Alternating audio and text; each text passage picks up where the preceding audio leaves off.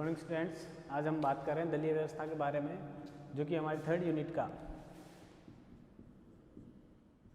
Important part है। ये वो पार्ट है जहाँ पर हम सेकंड यूनिट और थर्ड यूनिट को एक साथ नहीं रखते हुए, मतलब अलग टॉपिक है उनका। हालांकि राज्य व्यवस्थापिका, राज्य कार्यपालिका, राज्य न्यायपालिका या उच्च न्यायालय की बात करेंगे, वो हमने पहले करनी है। वो हम उच्चतम न्यायालय को साथ लेकर केंद्रीय व्यवस्थापिका या केंद्रीय कार्यपालिका को साथ लेकर चलेंगे, उसके साथ हमको याद हो जाएंगे। ये एक ऐसा विषय है जो उस यूनिट के साथ कंपेयर नहीं करना है। तो हम देख रहे हैं दलीय व्यवस्था। दलीय व्यवस्था का मतलब हो गया कि भारत में किस प्रकार की दलीय शासन व्यवस्था है। तो आपको पता होना चाहिए कि विश्व में मुख्यतः द्विदलीय व्यवस्था या बहुदलीय व्यवस्था या एक दलीय व्यवस्था भी जैसे चाइना में काम करती है, वैसी व्यवस्थाएं स्थापित हैं और वो अपने अपने क्षेत्र में काम कर रही होती है। तो यहाँ पर अगर हम बात करते हैं कि भारत के परिदृश्य से, तो भारत के दृश्य से हम देखेंगे तो सबसे पहले तो हम देखें कि विश्व में दो प्रकार की मुख्यतः व्यवस्थाएं हैं, द्विदलीय व्यवस्था या बहुदलीय व्यवस्था। अब यहाँ जैसे अमेरिका हो गया, रिपब्लिकन्स एंड डेमोक्रेटिक्स। ब्रिटेन में भी कंजर्वेटिव पार्टी है, लेबर पार्टी है, और भी अन्य राष्ट्र हैं जहां पर इस प्रकार की पार्टियां अपना काम कर रही हैं। अब ब्रिटेन में ऐसा नहीं है कि दो ही पार्टियां हैं, ब्रिटेन में दो से ज़्यादा पार्टियां हैं, लेकिन हम बात करें कि प्रभावी भूमिका कितनी पार्टियां निभा रही हैं। ठीक है, यानी बहुदलीय व्यवस्था में जैसे भारत है, पाकिस्तान है, या अन्य भी कोई राष्ट्र है, तो यहाँ पर बहुदलीय पार्टी होने का मतलब, बहुदलीय शासन व्यवस्था होने का मतलब है कि यहाँ पर एक दल से ज़्यादा, दो दलों से ज़्यादा, यानी कई दलों की महत्वपूर्ण भूमिका रहती है सरकार के संचालन में, चाहे उस सरकार के पास बहुमत प्राप्त हो या नहीं हो। सीधी सी बात है। यहाँ पर ये दो पार्टियां ही प्रभुत्व में रहती हैं। गठबंधन सरकारों को लेकर वहाँ पर इतना कोई क्रेज नहीं है। अपने यहाँ 1989 के बाद आप देखेंगे तो भारत की जो दलीय व्यवस्था है, उस दलीय व्यवस्था में एक गठबंधन की राजनीति को लेकर या गठबंधन सरकारों को लेकर एक नया विचार यहाँ पर डेवलप हुआ है। उस नए विचार के कारण ही क्या हो रहा है कि हमारी जो राजनीति दलीय व्यवस्था है, उस दलीय व्यवस्था में आमूलचूल परिवर्तन हो गए। और अगर आज वर्तमान भारत की बात करते हैं तो इस वर्तमान भारत में वर्तमान जो सरकार है उसके पास बहुमत होते हुए भी उसमें कई दलों को उसमें शामिल किया हुआ है। यानी आप व्यवस्था देखें तो भारत में एनडीए और यूपीए गठबंधन सरकारें बनकर गठबंधन सरकारों के माध्यम से सरकार चलाने का काम किया गया था। अब ये गठबंधन सरकारें कहीं भी इस द्विदलीय या बहुदलीय व्यवस्था में इंडिकेट नहीं करते। द्विदलीय व्यवस्था में इस तरह का कोई प्रावधान नहीं है, लेकिन बहुदलीय व्यवस्था में इस तरह की व्यवस्था काम कर सकती है, क्योंकि यहाँ पर दो दलीय व्यवस्था से आगे जाकर काम करने की व्यवस्था है।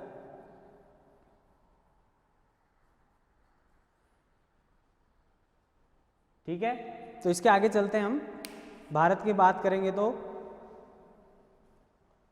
अब भारत का ढांचा केंद्रीय स्तर पर तो एक जैसा ही है। केंद्रीय स्तर पर तो यहाँ पर किसी भी तरह का कोई विवाद नहीं है, लेकिन राज्य स्तर पर अगर आप देखेंगे तो फिर वही बात है, कहीं पर वामपंथी आ गए, कहीं पर बीजेपी का गढ़ है, कहीं कांग्रेस के गढ़ है, कहीं सपा है, कहीं बसपा है। ये सारी पार्टियां अपने अपने लेवल पर क्या करती रहती हैं, काम करती रहती हैं। तो बहुदलीय व्यवस्था में राज्य स्तर पर और केंद्रीय स्तर पर दोनों स्तरों पर अलग अलग सरकारों के माध्यम से या अलग अलग दलों के माध्यम से शासन व्यवस्था को संचालित किया जाता है। और द्विदलीय व्यवस्था अगर कहीं है तो उस द्विदलीय व्यवस्था में या एक दलीय व्यवस्था में शासन या उसकी नीति निर्धारण का जो दायित्व दिया गया है वो एक दल को दिया गया है। जैसे मैंने आपको किसका कहा, चाइना की बात करेंगे। एक दलीय व्यवस्था के निकट है कौन, चीन। उस एक दल में ही दो से ज्यादा ग्रुप या दो ग्रुप हो सकते हैं। वो दो ग्रुप क्या करते हैं, अपनी अपनी नीतियां बनाकर सरकार चलाते, लेकिन उनके केंद्र में वो सेंट्रल जो दल है या सेंट्रल जो पॉलिसी है साम्यवाद के निकट था पहले, अब वर्तमान में समाजवाद के निकट है। थोड़ा सा परिवर्तन कर दिया उसने अपनी पॉलिसीज़ में, जो पहले उसको रूस के समकक्ष या रूस के प्रभाव में लाती थी। ठीक है, तो आपको पता होना चाहिए भारत में द्विदलीय व्यवस्था है, मुख्य तौर पर बहुदलीय व्यवस्था है, जिसमें कांग्रेस और बीजेपी के मध्य ही शासन व्यवस्था विभाजित रहती है। अब हम उसका थोड़ा सा अध्ययन करें कि भारत की जो दलीय व्यवस्था है उसका क्या स्वरूप रहा है, क्या नेचर रहा है।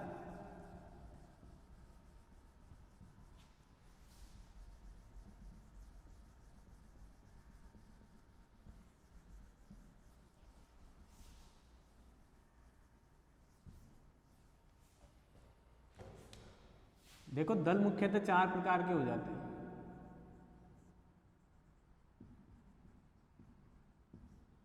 सुधारवादी, प्रतिक्रियावादी, ठीक है, ये 2 मुख्य होते हैं। और भी हैं, लेकिन ये क्या है, दिक्कत है कि सुधारवादी जो है वो तो व्यवस्था में आमूलचूल परिवर्तन लाना चाहते हैं, यानी वो किसी भी प्रकार से रिपीटेशन नहीं करना चाहते। और जो सुधारवादी दल है वो इस व्यवस्था को पूरी तरह से क्या कर देना चाहते हैं, बदल देना चाहते हैं।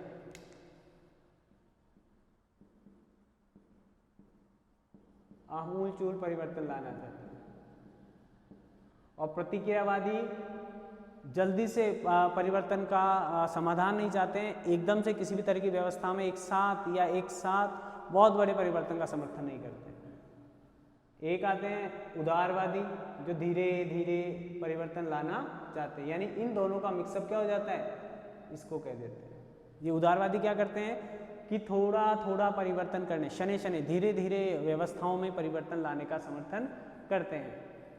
ये तो परिवर्तन चाहते ही नहीं है, ये क्या करते हैं, थोड़ा थोड़ा धीरे धीरे। और ये क्या चाहते हैं, एकदम से परिवर्तन आ जाए। जो व्यवस्थाएं हैं, जो वर्तमान में शासन प्रणाली है, जैसे राजतंत्र, तो एकदम से लोकतंत्र आ जाए, ऐसा बिल्कुल भी समर्थन नहीं करते हैं दूसरे जो दल वाले हैं। कहने का मतलब इतना ही है कि परिवर्तन को हमने भी अंग्रेजों को एकदम से इस देश से भगाने का कुछ लोगों ने समर्थन किया, और कुछ लोगों ने एकदम से अंग्रेजों के इस देश से चले जाने का समर्थन नहीं किया, क्योंकि उनको डर था कि अगर अंग्रेज चले जाएंगे तो भारत वापस उसी पुरानी राजतंत्रात्मक व्यवस्था का समर्थन करेगा, या वो राजतंत्रात्मक व्यवस्था भारत में लागू कर दी जाएगी। तो उन्होंने कहा कि धीरे धीरे जब अंग्रेज भारत से निकलें, तब तक अंग्रेज इस भारत को इतना सक्षम करके जाएं कि वो अपने शासन को खुद चला सके। ठीक है, कंजर्वेटिव पार्टी आती है एक, वो कंजर्वेटिव पार्टी क्या करती है कि वो उस व्यवस्था में कोई परिवर्तन नहीं चाहती। प्रतिक्रियावादी तो क्या करते हैं, रूढ़िवादियों की तुलना में थोड़े से ज़्यादा कारगर हो सकते हैं, लेकिन रूढ़िवादी क्या करते हैं, बिल्कुल जैसे आदिम काल की बात करें तो वैसे प्रशासन करना चाहते हैं, जैसा चलता आ रहा है पीढ़ियों से वैसा। सुधार के प्रति इनकी संभावना कम होती है प्रतिक्रियावादियों की, ये बिल्कुल और ये धीरे। इस तरह के 4 दल पाए जाते हैं, और इन 4 दलों की अपनी अपनी विचारधारा हो सकती है। ये ब्रिटेन में मिलते हैं आपको, ये दोनों मुख्यतः।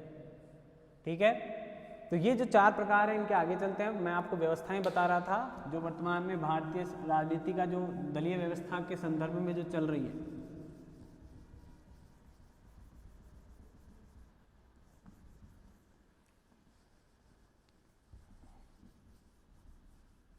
चलिए,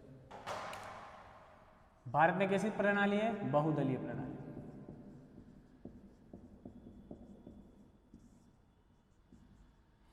लेकिन भारत का जो शुरुआती वर्ष रहे 1966 से 1967 तक, या 1967 तक मान लें, यहाँ पर क्या था कि कांग्रेस ही केंद्र में और कांग्रेस ही कहाँ रह गई, राज्यों में।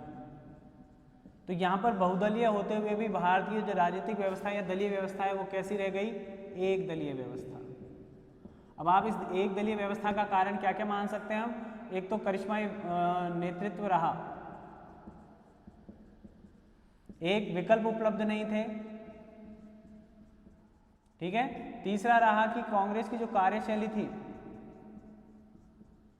कांग्रेस की कार्यशैली।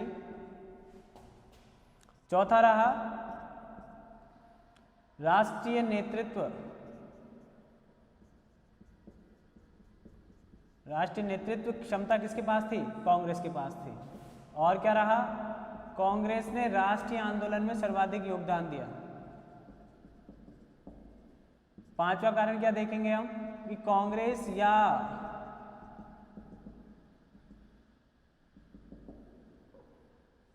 कांग्रेस की जो छवि है या जो भूमिका है वो सहयोगात्मक रही, हिटलरशाही नहीं रही यहाँ पर, ठीक है। तो यहाँ पर आप देखेंगे जब ये इतने कारण हैं जिनके कारण भारत की जो राजनीतिक व्यवस्था है वो शुरू में कैसी रह रही है? एक दलीय व्यवस्था। इस एक दलीय व्यवस्था के कार्यों से प्रभावित होकर, जब तक कहने का मतलब है करिश्माई नेतृत्व किसकी बात कर रहा हूं मैं यहाँ पर? नेहरू जी की। जब तक नेहरू जी जीवित रहे या जब तक नेहरू जी प्रधानमंत्री के तौर पर काम करते रहे, पद पर रहते हुए उनकी डेथ हुई थी, पहले प्रधानमंत्री थे और पद पर रहते हुए उनकी डेथ हुई, तो उनका जो नेतृत्व था या वो जो नेतृत्व क्षमता थी उनकी कह दें या कांग्रेस की कह दें, उस नेतृत्व क्षमता ने कांग्रेस को भारत के प्रत्येक राज्य में और केंद्र में बहुमत से सरकार चलाने का मौका दिया। वो भूमिका निभाई गई जवाहरलाल नेहरू के द्वारा। तो मैं ये कह रहा हूँ कि हम तो कहते हैं कि पहली बार जब चुनाव हुए थे 1946 में उपाध्यक्ष के तौर पर जब ये शामिल हुए, वहाँ से लेकर जब तक इनकी डेथ हुई 1964 में, इसको कंफर्म कर लेंगे, और तो वहाँ तक इन्होंने क्या किया, 1964 में हुई थी कंफर्मेशन के साथ ही, तो वहाँ पर उनकी डेथ हुई, तब तक इन्होंने कांग्रेस का भी नेतृत्व किया एक तरीके से और भारत का नेतृत्व भी किया। और उस नेतृत्व क्षमता का ही परिणाम था कि कांग्रेस को या जो अन्य दल हैं, कांग्रेस को तो विकसित होने का मौका मिला और अन्य दलों की भूमिका क्या रह गई? सीमित रह गई। यानी एक, जबकि राष्ट्रीय पार्टियां और थी वहाँ, ऐसा नहीं है कि राष्ट्रीय पार्टी एकमात्र थी, राष्ट्रीय पार्टी वहाँ पर थी CPIM, ठीक है, वहाँ पर राष्ट्रवादी पार्टी थी, कांग्रेस, ये दो मुख्य तौर पर, भारतीय कम्युनिस्ट पार्टी, ये तीन पार्टियां थी, जबकि उस समय मुख्य जो राष्ट्रीय पार्टी, उसके बावजूद भी कांग्रेस के अलावा कोई इतना बड़ा दल वहाँ पर विकसित नहीं हो पाया, या किसी दल में इतनी क्षमता नहीं थी कि वो कांग्रेस के साथ किसी भी प्रकार से मोल भाव कर सके। विकल्प भी नहीं थे। विकल्प का मतलब मैं ये कहना चाह रहा हूँ कि राजनीतिक दलों के होने के बावजूद भी क्या आपको किसी अन्य दल का नाम याद आता है? कभी नहीं आ सकता, नहीं आ रहा है। कांग्रेस की कार्यशैली सबको साथ लेकर चलने की थी, या भारत की जो दलीय व्यवस्था है उस दलीय व्यवस्था की विशेषता में पहली जो विशेषता है एक दलीय व्यवस्था या एक दलीय व्यवस्था जैसी व्यवस्था रही हमारे। एक दलीय व्यवस्था तो नहीं कहेंगे इसको, एक दलीय व्यवस्था जैसी व्यवस्था हमारे यहाँ काम कर रही थी। कैसे कहें? क्योंकि कोई और दल ही नहीं था, कोई विकल्प भी वहाँ पर उपलब्ध नहीं था। कांग्रेस की कार्यशैली की हम बात करते, सबको साथ लेकर चलना चाह रहे हैं, धीरे धीरे धीरे धीरे सामाजिक विचारधारा को या समाजवाद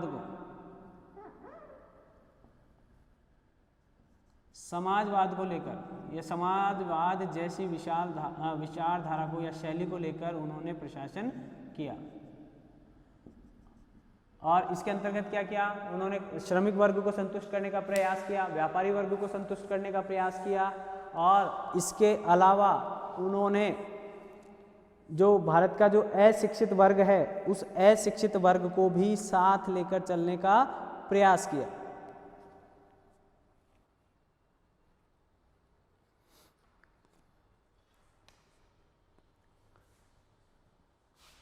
चौदह राष्ट्रीय दल थे, लेकिन प्रभावी भूमिका में किसको रखा गया? कांग्रेस को।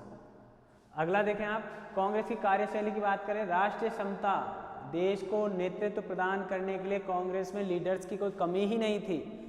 लाल बहादुर शास्त्री, इंदिरा गांधी, गोविंद वल्लभ पंत, जवाहरलाल नेहरू और भी बड़े बड़े जो नेता थे, उन सब, सीताराम केसरी, ये सारे जो नेता हैं, इन नेताओं ने वहाँ पर भारत जो कांग्रेस है उसमें नेतृत्व के लिए जो लोग शामिल हैं, अभी जैसे अगर हम देखें कांग्रेस में आज कहाँ देख रहे हैं आप, गांधी परिवार के अलावा कोई बड़ा नाम आपको दिखाई नहीं दे सकता, और उनमें भी नेतृत्व क्षमता का अभाव है।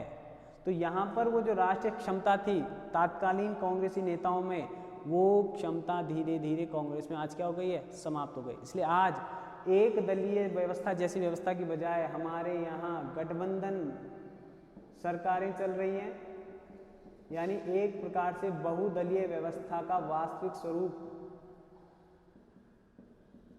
व्यवस्था का जो वास्तविक स्वरूप है वो आज हमको दिखाई दे रहा है।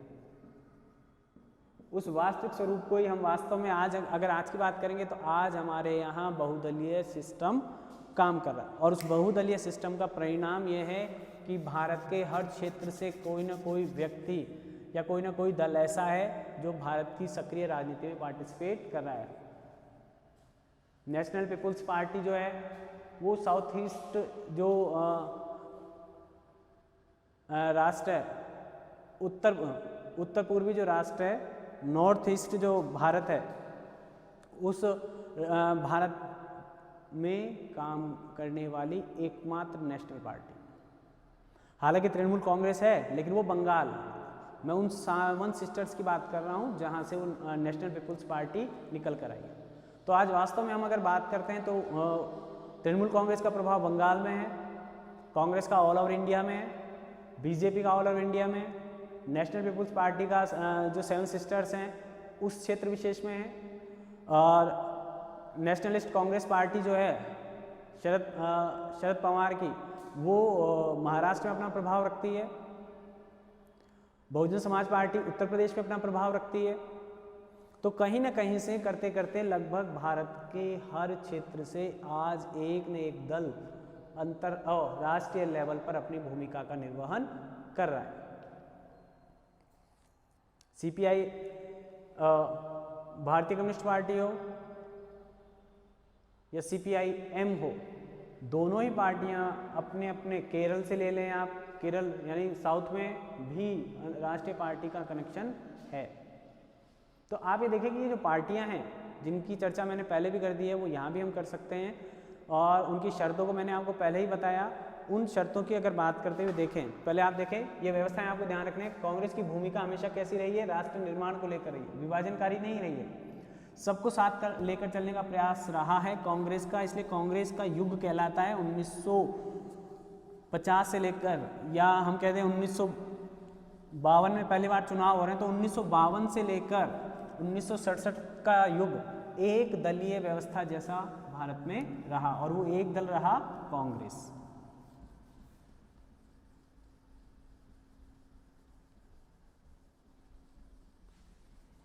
तो उसके कारण मैंने आपको बताया, और वर्तमान में जो है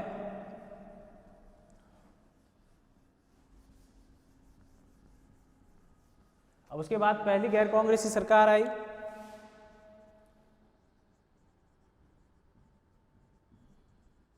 प्रथम गैर कांग्रेसी सरकार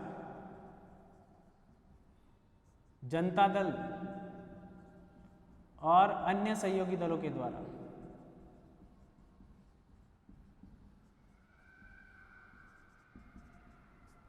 नाइनटीन 1977 से 1980 तक ये सरकार काम कर रही थी।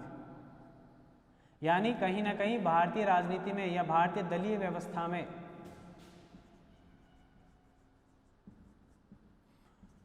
प्रथम बार कांग्रेस से मोहभंग हो रहा है अन्य लोगों का।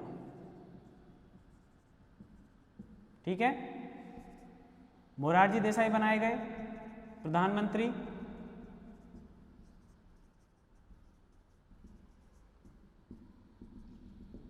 तो हम ये कह रहे हैं कि 77 तक 1966 में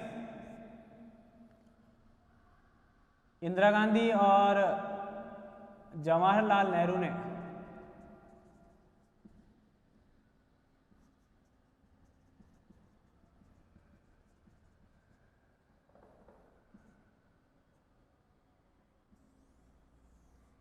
यानी नेहरू जी की डेथ के बाद इंदिरा गांधी और जवाहरलाल नेहरू ने कांग्रेस का नेतृत्व किया और भारत का नेतृत्व किया, लेकिन उसके बाद इनकी नेतृत्व क्षमता में इतना प्रभाव नहीं रहा जितना जवाहरलाल नेहरू की नेतृत्व क्षमता में रहा था। तो इसका परिणाम क्या रहा कि वहाँ पर कांग्रेस की स्वीकार्यता में कमी आ गई। कांग्रेस की स्वीकार्यता या कार्यशैली में क्या हो गया, स्वीकार्यता और कार्यशैली में परिवर्तन आ गया। अब ये कमी आई तो इसका मौका किसको मिल रहा है, प्रधानमंत्री मोरारजी देसाई को। ठीक है, अब मोरारजी देसाई की क्षमताओं में अनुभव तो था उनके पास, प्रशासनिक अनुभव भी था। प्रथम जो प्रशासनिक सुधार आयोग था उसका अध्यक्ष इन्हें बनाया गया था, उप प्रधानमंत्री के तौर पर ये काम कर चुके थे, लेकिन पार्टियों के पास बहुमत नहीं था, या पार्टियों में भारत में जो कांग्रेस थी उस कांग्रेस के स्थान को भरना इनके लिए इतना आसान काम नहीं था। तो इसका परिणाम क्या रहा कि जो सरकार 5 साल चलने के लिए बनी थी वो 2.5-3 साल में क्या हो गई, विखंडित हो गई, सरकार गिर गई। अब वापिस एक बार कौन आता है यहाँ पर, 1980 से 1984 तक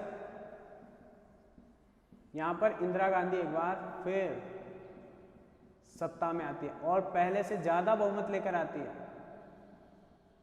पहले से ज्यादा बहुमत था।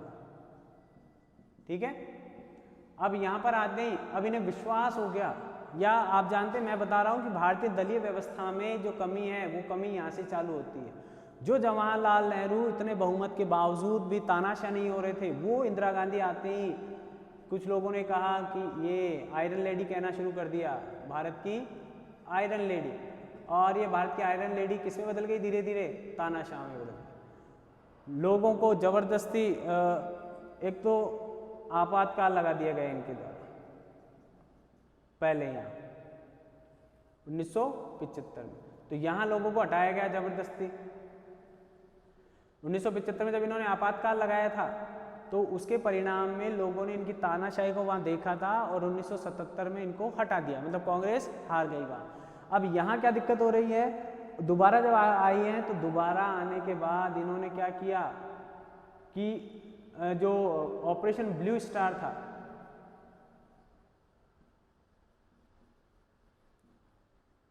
ब्लू स्टार के अंतर्गत इन्होंने अमृतसर जो मंदिर है, स्वर्ण मंदिर है सिखों का, वहां पर सेना को प्रवेश करवा दिया था। तो यहाँ पर इनकी तानाशाही के कारण या इस प्रकार के एक्शन के कारण, लेडी अच्छी थी, प्रशासनिक दक्षता थी और अन्य प्रकार से भारत का नाम अंतर्राष्ट्रीय स्तर पर रखने में या उसको आगे बढ़ाने में इन्होंने अपना योगदान दिया था, लेकिन पार्टी में रहते हुए पार्टी की सर्वेसर्वा हो गई, पार्टी की सर्वेसर्वा हुई, बहुमत से आई दोबारा, तो इनके कार्यप्रणाली में तानाशाही कहीं न कहीं शामिल हो गई, इनमें वो दबंगता जो थी वो अत्यधिक मात्रा में बढ़ गई। तो जब ऑपरेशन ब्लू स्टार हुआ तो उसके परिणाम स्वरूप सिखों की नाराजगी का सामना इन्होंने किया और इनके 2 सिख बॉडीगार्ड्स ने इनकी क्या कर दी, हत्या कर दी। यानी हम देख रहे हैं कि भारत की जो दलीय व्यवस्था है, जो भारतीय राजनीतिक व्यवस्था है, उसमें जो पहले चुनाव हुए वहां से लेकर वर्तमान स्थिति तक क्या परिदृश्य वहां पर दिखाई देता है। तो ऑपरेशन ब्लू स्टार में क्या हुआ कि इनके कार्यों से सिखों में नाराजगी हुई और बाद में इनकी हत्या कर दी। कहीं ना कहीं वो ऑपरेशन ब्लू स्टार इनकी हत्या में शामिल का मेन कारण रहा। इसके बाद राजीव गांधी आते हैं। राजीव गांधी ने सत्ता संभाली। राजीव गांधी ने जब सत्ता संभाली 1985 में एक चुनाव हुए, चुनाव होने के बाद जब ये जीते वहाँ, तो इन्होंने बहुत अच्छा प्रदर्शन किया कांग्रेस ने, क्योंकि आप जानते हैं कि भारत में सहानुभूति जुड़ जाती है। इस सहानुभूति के फलस्वरूप कांग्रेस का प्रदर्शन सुधर गया, वापस कांग्रेस प्रभावी हो रही है। इस बहुदलीय प्रणाली में वापस कौन प्रभावी रहा? कांग्रेस। अब देखेंगे आज़ादी से पूर्व की बात करेंगे तो कांग्रेस का ही प्रभाव ज़्यादा रहा। ठीक है, अब इसके बाद जब राजीव गांधी का जो कार्यकाल रहा 1989 तक उन्होंने काम किया। उस 1989 के बाद से या उनकी कार्यप्रणाली से प्रभावित होकर या अप्रभावित रहकर ऐसा भारतीय राजनीति में एक दौर आया जब एक बार फिर गठबंधन सरकार प्रारंभ हो गई। इन गठबंधन सरकारों की शुरुआत वीपी सिंह सरकार से होती है। और वीपी सिंह के कारण 1989 का जो साल है वो बहुत निर्णायक साल साबित होता है।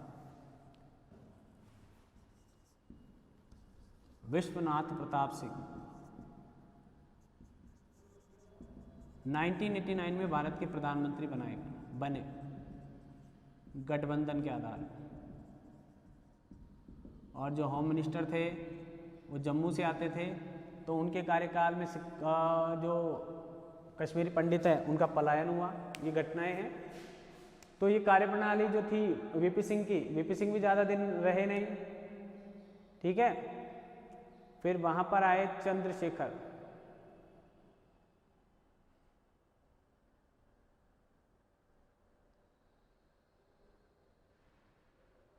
फिर पीवी नरसिम्हा राव ने सरकार बनाई, गठबंधन सरकार कांग्रेस के सहयोग से। उसके बाद फिर बीजेपी, जनता दल, फिर बीजेपी, फिर गठबंधन सरकार, इस तरह का एक दौर चला। फिर उसके बाद वापस हम पहुंचे कहाँ? मनमोहन सिंह के पास 2004 में। 2004 से लेकर 2014 तक मनमोहन सिंह ने, यानी कांग्रेस ने, अब कांग्रेस वहाँ पर आपको पता है मनमोहन सिंह ने जो सरकार बनाई थी वो मनमोहन सिंह के द्वारा बनाई गई जो सरकार थी उसका रिमोट कंट्रोल सोनिया गांधी के हाथ में रहा और इनडायरेक्टली प्रधानमंत्री रहे मनमोहन सिंह। तो 2004 से 2014 तक वापस एक बार कांग्रेस के फेवर में रही सरकारें, यूपीए सरकार के रूप में। अब यहाँ पर कांग्रेस प्रभावी थी, लेकिन यहाँ पर कौन सी सरकार कहलाती है? यूपीए गठबंधन कहलाता है। और उस यूपीए गठबंधन ने यहाँ पर सरकार चलाई। उससे पहले एनडीए गठबंधन बनाया था अटल बिहारी वाजपेयी ने 1999 से 2004 तक, ठीक है।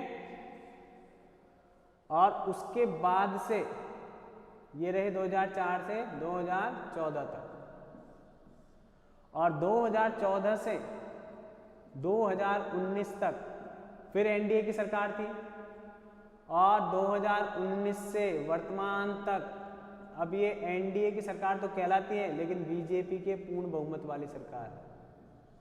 बीजेपी के पास पूर्ण बहुमत है, ठीक है। तो मैंने आपको ये भारत की जो बहुदलीय प्रणाली है इसके बारे में विशेषताओं के साथ आपको ये कारण बताए हैं कि भारत में एक दलीय प्रणाली या बहुदलीय प्रणाली किस प्रकार से कारगर हो सकती है या उसके लिए किस प्रकार से कार्य किया जाना चाहिए, ठीक है। राज्यों की बात करें तो केरल में पहली बार कांग्रेस गायब हो गई, कांग्रेस आई नहीं। यूपी में अगर आप जाएंगे तो यूपी में सपा बसपा की सरकार रही है, कांग्रेस वहां से गायब है। वर्तमान में बीजेपी की सरकार है वहां, ठीक है। एमपी में कांग्रेस गायब है, बीजेपी आ रही है, लगभग 3 लगातार कार्यकाल, और अभी फिर वापस बीजेपी वहां काम कर रही है। राजस्थान की बात करते हैं तो राजस्थान में आप देखें स्पष्ट तौर पर तो द्विदलीय सरकार की जो व्यवस्था है उसका सबसे बेस्ट उदाहरण दिया जा सकता है राजस्थान। बीजेपी कांग्रेस, बीजेपी फिर कांग्रेस, फिर बीजेपी फिर कांग्रेस, फिर बीजेपी फिर कांग्रेस, यानी एक बार बीजेपी आती है एक बार कांग्रेस आ जाती है, एक बार बीजेपी आती है एक बार कांग्रेस आ जाती है। दिल्ली की बात करें आप तो दिल्ली में अभी केजरीवाल सरकार है, तो वो न बीजेपी में आती है ना कांग्रेस में आती है, ठीक है। वो एक राज्य पार्टी है, क्षेत्रीय दल है, ठीक है। पंजाब में देखेंगे तो पंजाब में भी जो क्षेत्रीय दल हैं उन क्षेत्रीय दलों का ही दबदबा है, यानी इनडायरेक्टली क्या बात है कि भारत में राष्ट्रीय स्तर पर तो एक दलीय सरकारें रह रही है पिछले 20 साल से, ठीक है।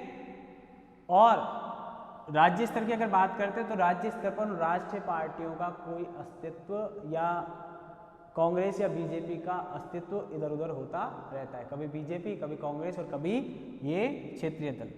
बंगाल की बात करें तो बंगाल में सीपीआई,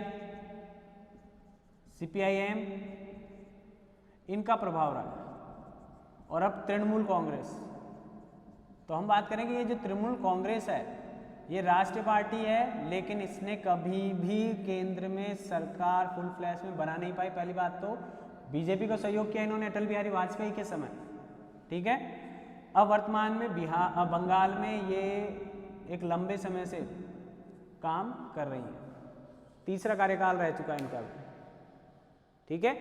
तो अगर हम स्टेट वाइज पंजाब हरियाणा आप जाएंगे तो अकाली दल की सरकार है, पंजाब में जरूर कांग्रेस की सरकार है, हरियाणा में अकाली दल की थी उससे पहले, हरियाणा में भी क्षेत्रीय पार्टियों का वर्चस्व रहा है। तो इस तरह से अगर हम देखें तो भारत के स्वतंत्रता प्राप्ति के बाद नेशनल लेवल पर जो कांग्रेस की भूमिका थी या एक दलीय व्यवस्था जो बनी हुई थी, उस एक दलीय व्यवस्था को द्विदलीय व्यवस्था में बदल दिया गया। हालांकि ऑथेंटिक रूप से या वैधानिक रूप से तो भारत में बहुदलीय व्यवस्था रही है, लेकिन ज़्यादातर समय नेशनल स्तर पर कांग्रेस का रहा है, यानी भारत में एक दलीय व्यवस्था जैसी व्यवस्था रही है या एक पार्टी का वर्चस्व रहा है। उसके कारण मैंने आपको अभी एक साथ बताए।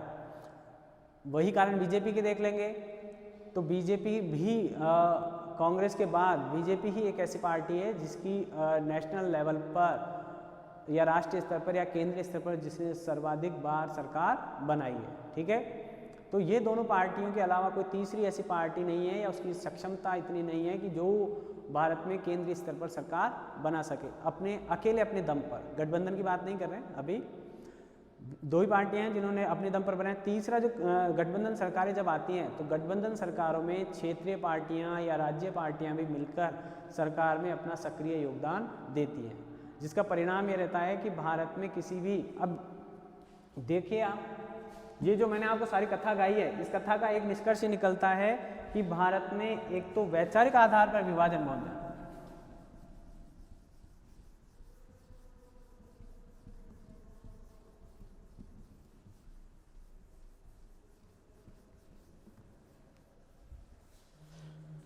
आवश्यकताएं क्या है, इसका मतलब बहुदलीय व्यवस्था का कारण क्या है कि वैचारिक भिन्नता बहुत ज्यादा है। इसलिए भारत में कैसी दलीय व्यवस्था स्थापित की गई है, बहुदलीय प्रणाली।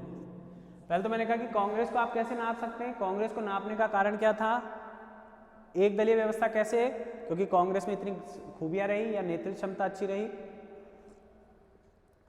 लेकिन भारत में अंत तो गत्वा किसकी तरफ बढ़ रहे हैं हम, बहुदलीय प्रणाली की तरफ। और भारत में बहुदलीय प्रणाली का कारण क्या है, एक तो वैचारिक भिन्नता, भौगोलिक भिन्नता, राष्ट्रीय आंदोलन में योगदान,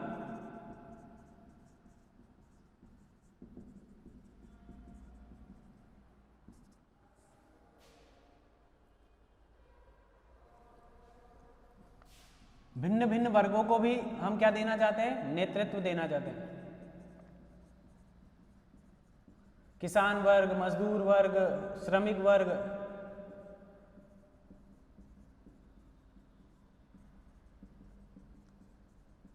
ये अलग अलग वर्ग हैं और इन अलग अलग वर्गों का अलग अलग दलों में प्रभुत्व है। और इस प्रभुत्व को वोटर्स में कन्वर्ट करने के कारण भी या इन सबको सही नेतृत्व मिले, इसके लिए भी हम बहुदलीय प्रणाली के क्या करते हैं, समर्थक है। लोकतंत्र के लिए आवश्यक है, लोकतंत्रात्मक व्यवस्था हेतु आवश्यक है बहुदलीय प्रणाली, क्योंकि विचार एक या दो हो ये पॉसिबल नहीं है, या एक ही दो ही विचार हो ऐसा संभव नहीं है। भिन्न भिन्न विचार हो सकते हैं, मान्यताएं हो सकती हैं, आवश्यकताएं हो सकती हैं।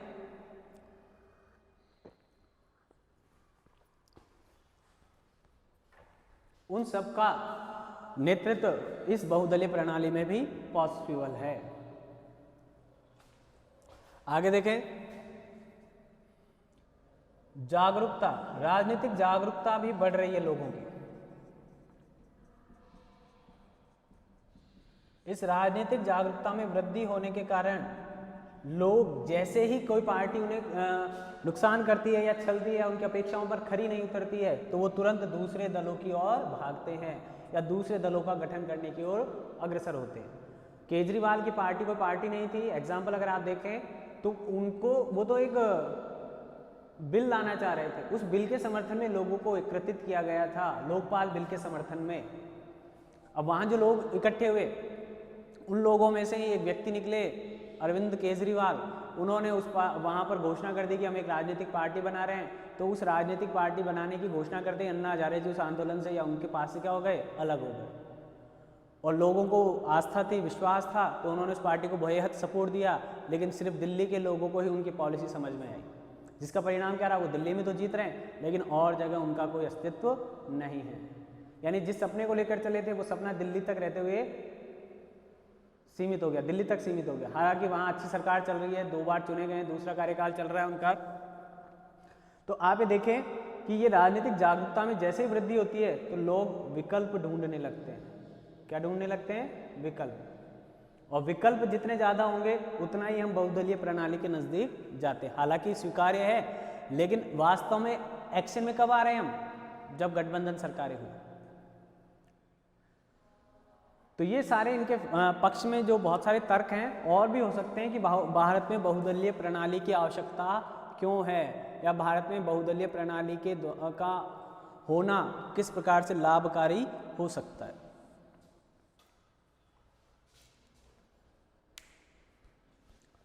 ठीक है,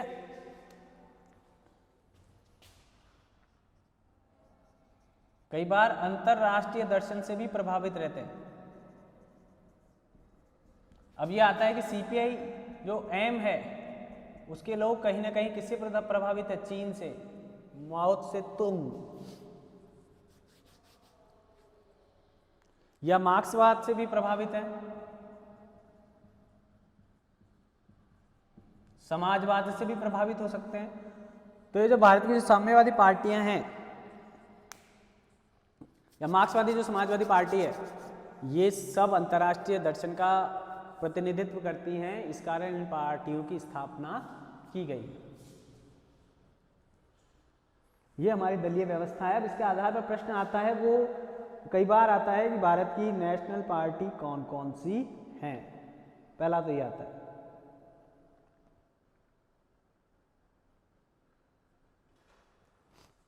या पूछ लिया जाता है कि भारत की जो दलीय व्यवस्था उसकी विशेषताएं क्या क्या हैं।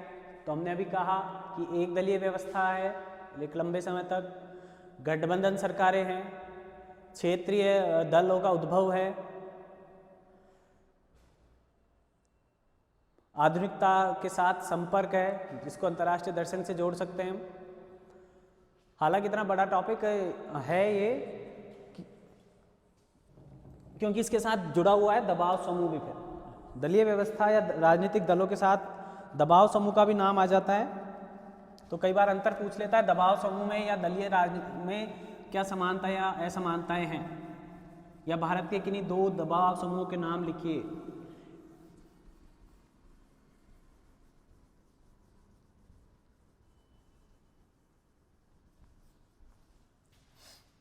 अब भारत में बहुदलीय प्रणाली है तो देखें, पहला दल कौन सा था हमारा? कांग्रेस। उसके बाद भाकपा, उसके बाद माकपा, उसके बाद बीजेपी, उसके बाद बसपा, उसके बाद तृणमूल कांग्रेस,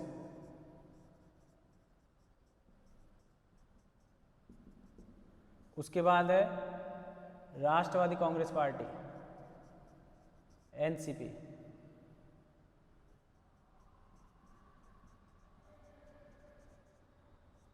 ऑल इंडिया तृणमूल कांग्रेस और एनसीपी।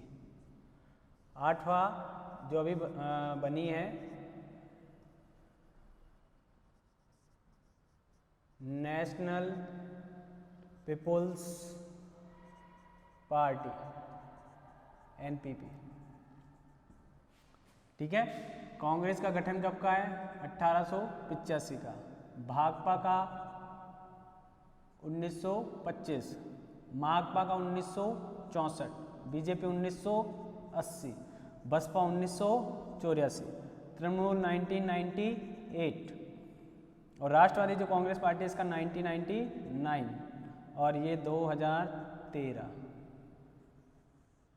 ये आपकी नेशनल पार्टियां हैं। कितनी? 8। आपको देखिए पार्टियों के संबंध में और क्या पूछा जा सकता है।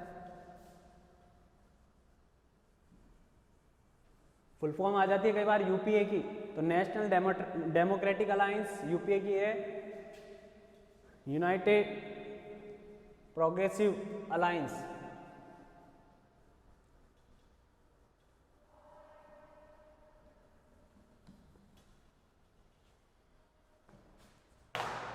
वहां आपको पूछा जा सकता है कि कुछ सांप्रदायिक पार्टियों के नाम बताइए, तो देखिए शिवसेना, AIMIM, अकाली दल,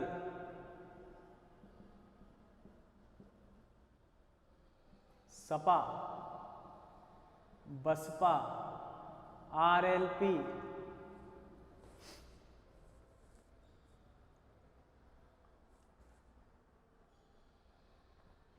बीजद, बीजू जनता दल,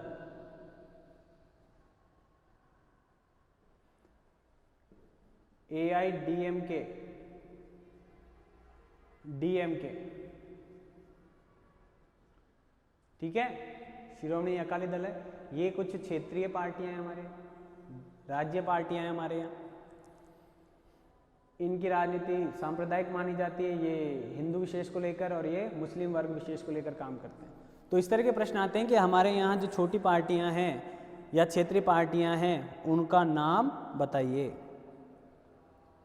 पूछा गया है 4 क्षेत्रीय पार्टियों के नाम बताइए इस तरह से।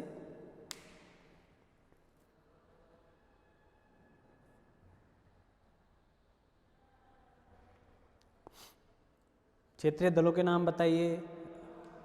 तो इस तरह की आप व्यवस्था देखिए, ये हमारे काम है।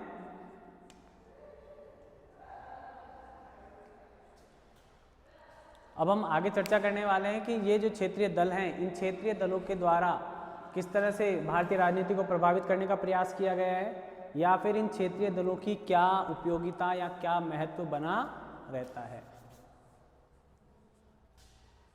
प्रश्न आपके सीधा ऐसे ही आएगा जिस तरीके से मैं बात कर रहा हूँ। विशेषताएं पूछी जा सकती हैं, एक दो तो दो जो मैंने बताई हैं उन विशेषताओं का ध्यान रखें। राष्ट्रीय पार्टियों की संख्या पूछी जा सकती है, या इनकी स्थापना वर्ष पूछा जा सकता है, या क्षेत्रीय पार्टियों की संख्या पूछी जा सकती है, या 4 नाम पूछे जा सकते हैं। फुल फॉर्म आ सकती है NDA, UPA, EVM,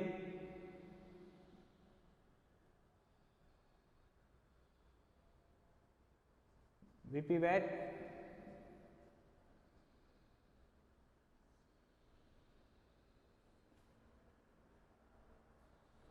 ठीक है। इस तरह के आपके दलीय पद्धति से नाम पूछे जा सकते हैं या ये व्यवस्था स्थापित की जा सकती है।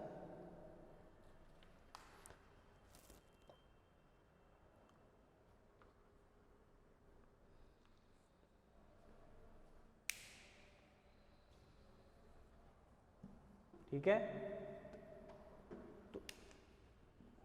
तो इनका ध्यान रखें आप।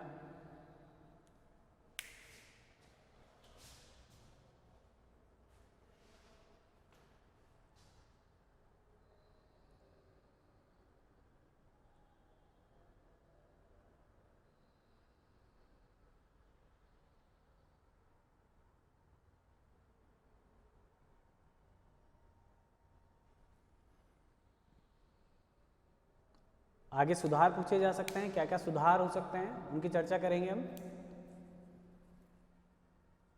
लेकिन ये ध्यान रखें कि लोकतंत्र की सबसे बड़ी जो कमी हो जाती है, या हमारी इस बहुदलीय व्यवस्था की जो कमी या खूबियां हैं, उनमें सबसे बड़ी बात ये हो जाती है कि कई बार ऐसा होता है कि जो व्यक्ति पूर्ण बहुमत की सरकार लेकर आता है वो कभी कभी तानाशाह का स्वरूप धारण कर लेता है। वहाँ पर लोकतंत्र की हत्या जैसा भी शब्द प्रयोग कई बार किया गया है, या वो ऐसे ऐसे कार्य करता है जो कि जनहित में होते हुए हैं लेकिन जनहित के उन कार्यों के लिए आम सहमति नहीं बनाई जाती है। वो जो केंद्र में सरकार होती है, वो सरकार कई बार क्या करती है कि अपने बहुमत के आधार पर निर्णय लेती है, लेकिन उस जनता से किसी प्रकार की सहमति या आम सहमति बनाने का प्रयास नहीं किया जाता है। तो ये थोड़ी सी कमी भी हो जाती है हमारी दलीय व्यवस्था के अंतर्गत। दलीय व्यवस्था की जो कमियां हैं उनमें सबसे बड़ी यही है कि भारत में वोटिंग परसेंटेज सबसे कम रहता है। अब तो धीरे धीरे बढ़ रहा है, इसकी कमियों की और भी देखेंगे।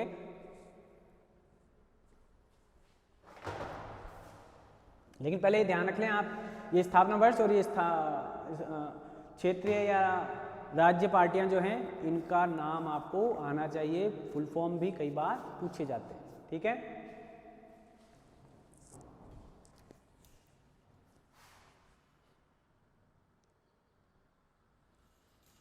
फिर मिलते हैं आगे, जिसमें हम इनके कमियों और खूबियों पर चर्चा करेंगे। आवश्यकता तो मैंने आपको बताई दी, थोड़ी सी खूबियाँ हैं और थोड़ी सी कमियाँ हैं, उन पर आगे चर्चा करें। तब तक आप जो बताएगा उसको याद रखें।